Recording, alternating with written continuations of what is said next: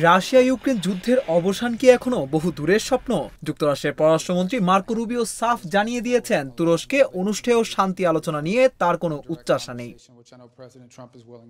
বৃহস্পতিবার তুরস্কে ন্যাটোর পররাষ্ট্রমন্ত্রীদের এক বৈঠকের পর রুবিও বলেন, যতক্ষণ না মার্কিন প্রেসিডেন্ট ডোনাল্ড ট্রাম্প এবং রাশিয়ার প্রেসিডেন্ট ভ্লাদিমির পুতিন মুখোমুখি বৈঠকে বসেন, ততক্ষণ পর্যন্ত এই যুদ্ধের বিষয়ে উল্লেখযোগ্য কোনো অগ্রগতি আশা করা যাচ্ছে না।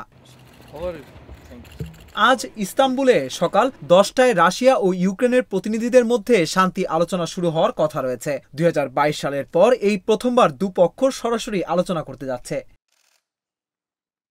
ইউক্রেনের প্রেসিডেন্ট ভলোদিমির জেলেনস্কি ইতিমধ্যে প্রতিনিধি দল পাঠানোর বিষয়টি নিশ্চিত করেছেন, তবে তিনি সমালোচনা করেছেন রাশিয়ার নিম্ন পর্যায়ের প্রতিনিধি দল পাঠানোর সিদ্ধান্তকে।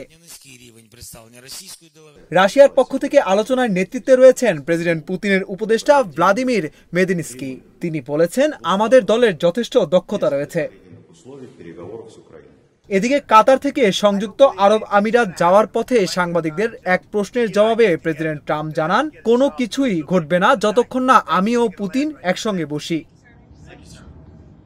শুক্রবার আলোচনার কথা থাকলেও রাশিয়া ইউক্রেন যুদ্ধ থেমে নেই। বৃহস্পতিবার মস্কো দাবি করেছে তারা দোনেৎস্ক অঞ্চলের আরও 2টি গ্রাম দখল করেছে। বর্তমানে রাশিয়ার নিয়ন্ত্রণে রয়েছে ইউক্রেনের 20% এলাকা। এর মধ্যে রয়েছে 2014 সালে অবৈধভাবে দখল করা ক্রিমীয় উপদ্বীপ।